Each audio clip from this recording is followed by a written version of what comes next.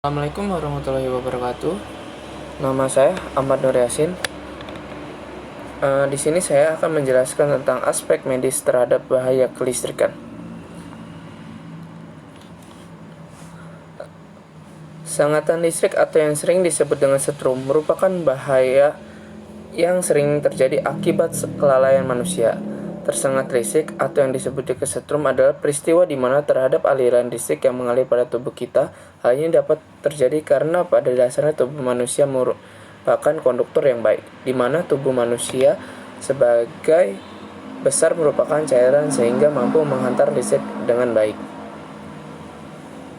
Pada kasus tersetrum, tubuh kita terjadi penghubung antara peralatan elektronik dengan tanah atau ground tegangan rendah. Oleh karena itu, arus listrik yang mengalir melalui tubuh kita. Hal ini sesuai dengan sifat alami listrik yang mencari jalan terdekat menuju bumi. Ketika seorang tersengat listrik, maka terjadi perpindahan elektron secara berantai dari setiap atom yang terpengaruh di tubuh.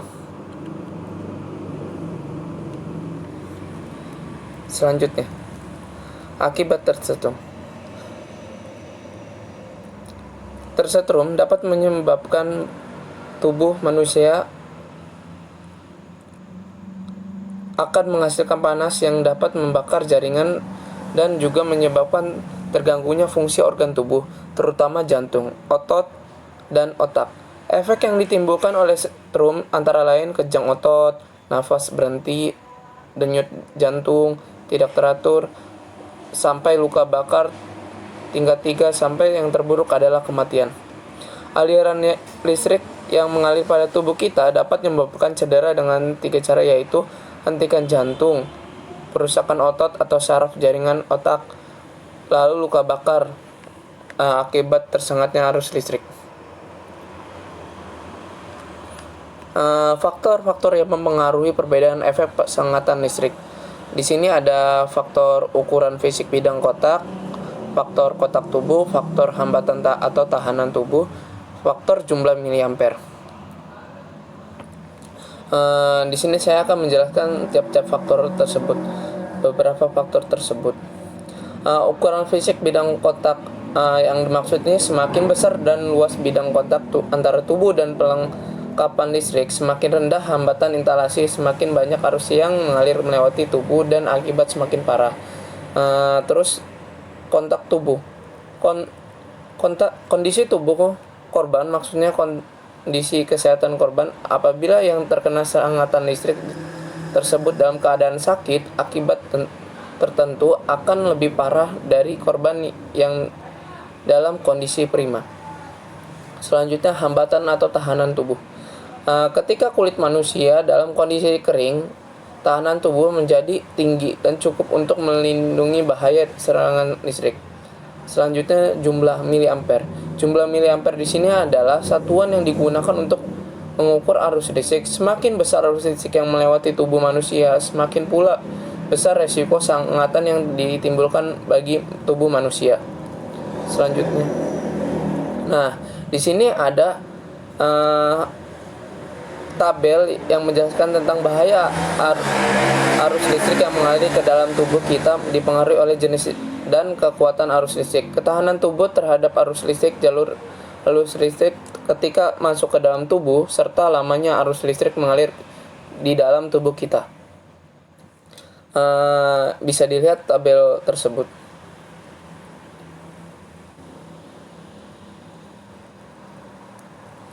Oke, kalau sudah dilihat, mari kita ke halaman selanjutnya.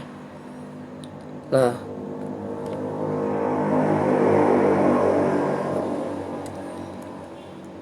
menangani korban kesetrum di sini merupakan cara untuk menangani korban yang tersengat oleh arus listrik atau tersetrum. Langkah-langkah yang harus Anda lakukan saat menangani korban tersetrum antara lain sebagai berikut. 1. Jika tubuh korban masih kontak dengan arus listrik, jangan menyentuh dengan tangan telanjang. Bisa-bisa Anda ikut tersetrum. Segera matikan sumber listrik atau memotong kabelnya. Jika tidak berhasil, gunakan benda yang tidak dapat mengalirkan listrik atau terdapat isolator di alat tersebut seperti kayu, karet, atau plastik. Selanjutnya, segera periksa tubuh korban. Pastikan sumber risik sudah tidak menempel di tubuh korban. Rebahkan tubuh korban hingga terlentang dan angkat dagunya. Segera hubungkan ambulan jika memang kondisinya parah. Selanjutnya, sambil menunggu datangnya ambulan, segera lakukan pertolongan pertama pada korban dengan cara lihat dan dengar nafasnya. Jika korban dalam keadaan tidak bernafas, segera beri nafas bantuan. Jika ada luka terbuka di tubuh korban akibat sengatan listrik, segera tutupi dengan benda yang tidak menghantarkan panas seperti kain atau perban. Nah, akibat dari penanganan korban tersetrum ini, mereka menimbulkan efek trauma. Trauma merupakan reaksi fisik atau psikis yang bersifat stres buruk akibat suatu peristiwa atau kejadian atau pengalaman spontan secara mendadak atau tiba-tiba, yang membuat individu mengejutkan atau kaget, ketakutan, shock, tidak sadarkan diri, dan sebagainya yang tidak mudah hilang begitu saja dalam ingatan manusia. Di sini menurut James Drift tahun 1987 mengatakan trauma adalah setiap luka, kesakitan, ataupun shock yang terjadi pada fisik dan mental individu yang berakibat timbulnya gangguan serius. Selanjutnya, penyebab terjadinya trauma.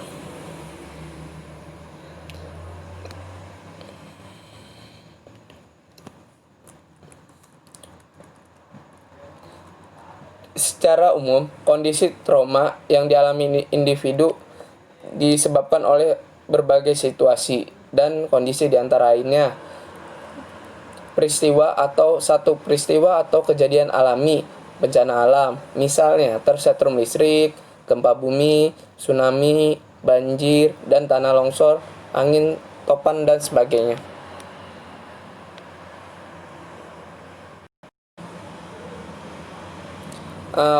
Kedua, pengalaman kehidupan sosial ini psikososial seperti pola asuh yang salah, ketidakadilan, penyiksaan secara fisik maupun mental, dan lain sebagainya.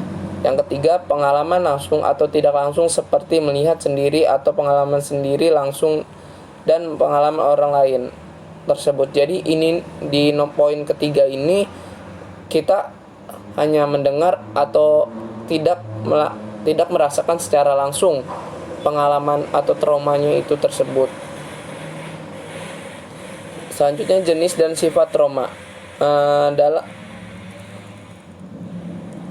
Dalam kajian psikologi dikenal sebagai jenis trauma sesuai dengan penyebab dan sifat terjadinya trauma, yaitu trauma psikologi atau trauma teonis, trauma psikosis, dan trauma dieses.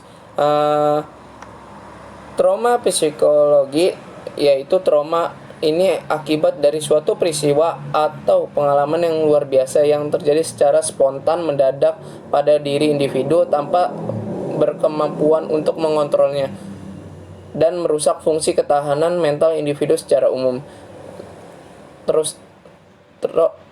Trauma neurosis. Trauma ini merupakan suatu gangguan yang terjadi pada saraf pusat otak individu akibat benturan-benturan benda keras atau pemukulan di kepala.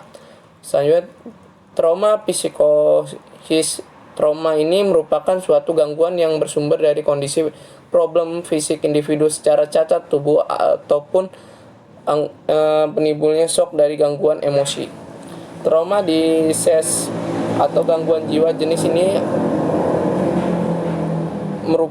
ini oleh para ahli ilmu jiwa dan medis dianggap sebagai suatu penyakit yang bersumber dari stimulus-stimulus luar yang dialami individu secara spontan dan berulang-ulang, seperti keracunan, terjadi pemukulan, teror, dan lain sebagainya.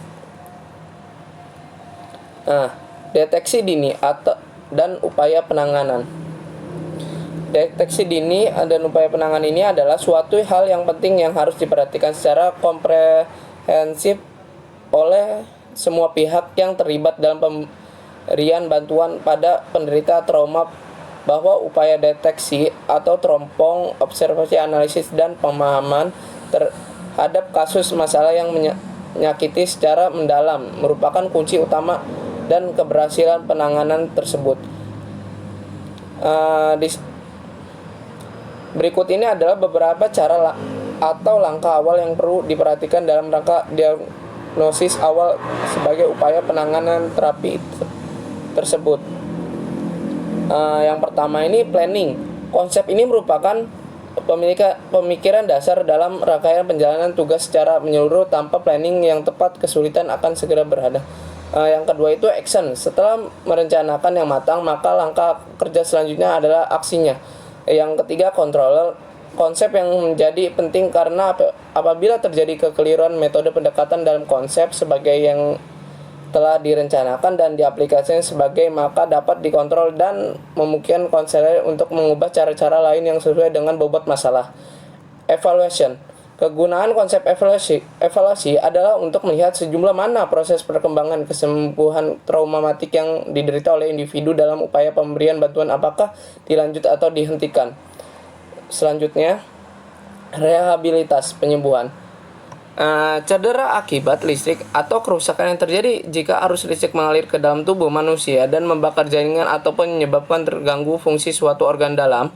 Tujuan utama rehabilitas adalah untuk membantu individu untuk mencapai kemandirian optimal secara fisik, mental, sosial, vokasional, dan ekonomi sesuai dengan kemampuan. Ini berarti membantu individu tersebut mencapai kapasitas maksimalnya untuk memperoleh kepuasan hidup dengan tetap mengakui adanya kendala-kendala teknis yang terkait dengan keterbatasan teknologi dan sumber-sumber keuangan serta sumber-sumber lainnya. Selanjutnya, pengobatan. Pengobatan terdiri dari menjauhnya atau memisahkan korban dari sumber listrik, memulihkan denyut jantung dan fungsi pernapasan melalui restorasi jantung paru, mengobati luka bakar dan cedera lainnya. Cara paling aman untuk memisahkan korban dari sumber listrik adalah segera mematikan sumber arus listrik. Secara sumber arus itu dimatikan, penolongan sebaiknya jangan dulu langsung disentuh atau dekati korban kepada yang baik-baik saja.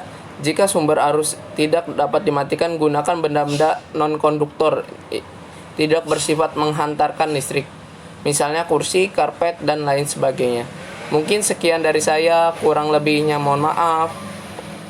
Wassalamualaikum warahmatullahi wabarakatuh.